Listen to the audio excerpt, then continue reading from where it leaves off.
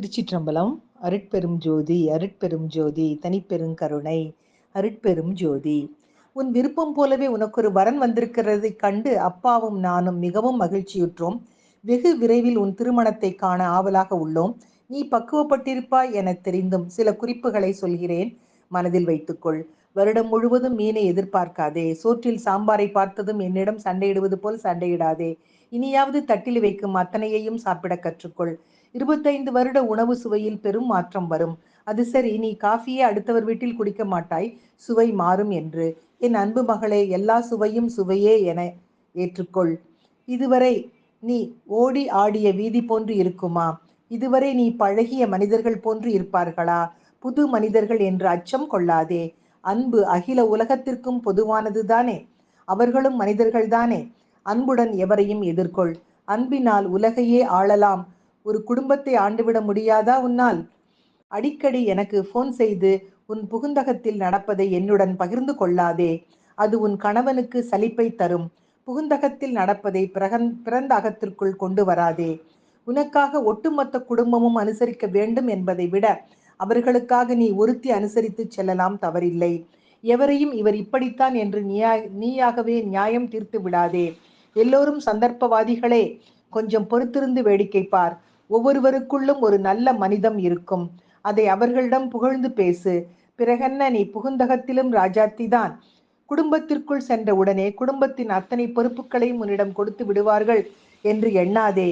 உன் மாமனார் மாமியார் கணக்கில் ஒரு குழந்தை பெற்று பள்ளி அனுப்பும் வரையில் நீ ஒன்றும் அறியாத பெண்தான். காலம் மாறும். குடும்பத் தலைவியாக நீயும், குழந்தைகளாக உன் மாமனார் மாமியும் மாறுவார்கள். அதுவரை பொறுத்திரு. உன் விருப்பங்கள் அனைத்தையும் நாங்கள் ஏற்றுக்கொண்டது போலவே அவர்களும் ஏற்றுக்கொள்ள வேண்டும் என்று ஏங்காதே. ஏற்றுக்கொள்ளவில்லை என்றால் ஆதங்கம் கொள்ளாதே. காலை காஃபிக்கு பதில் அங்கு டீதான் என்றால் ஏற்றுக்கொள். உன்னால் முடியும். அத்தனை வலிமையும் உனக்குள் இருக்கிறது.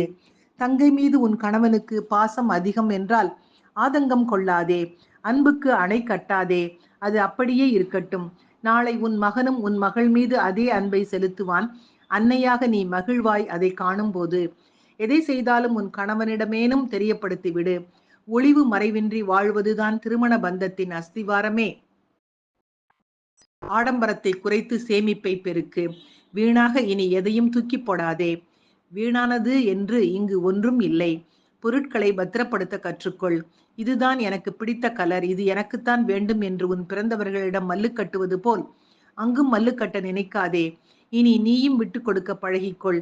உன் நண்பர்களை நாங்கள் ஏற்றுக்கொண்டது போல உன் புகுந்தகத்திலும் ஏற்றுக்கொள்வார்கள் என கனவு காணாதே. உன் நண்பர்கள் நீ சம்பாதித்த சொத்து. அதை பாதுகாக்க வேண்டியது உன் பொறுப்பு. அறக்க பறக்க ஓடும் ஓட்டத்தில் பட்டனை தைத்து கொடு என்று பாட்டியையும் வேலை வாங்குவாயே, அதை நிறுத்திவிடு. உன் வேலைகளை பிறர் உதவியின்றி செய்ய கற்றுக்கொள். பின்னாடியே வந்து ஊட்டி விட்டு உன்னை கல்லூரிக்கு அனுப்ப இனியும் நீ குழந்தை அல்ல. உன்னை நீதான் கவனித்துக் கொள்ள வேண்டும்.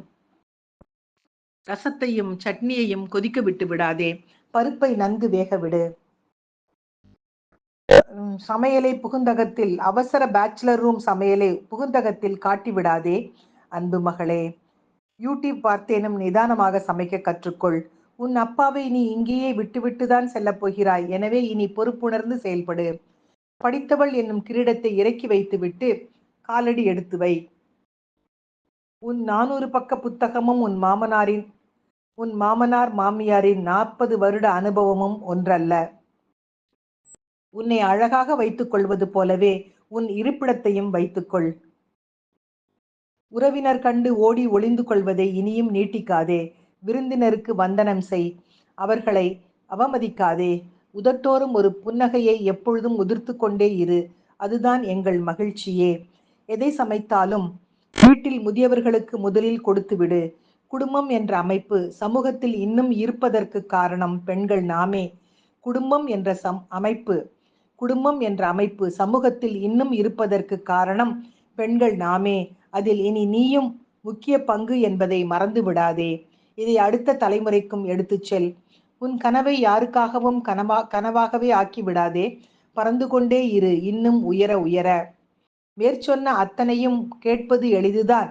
அத்தனையையும் எதிர்கொள்ளும் மன வலிமையை இறைவன் பெண்ணுக்குள் அதிகம் வைத்திருக்கிறான் என்பதற்கு இந்த உலகம் சான்று கொடுக்கும்.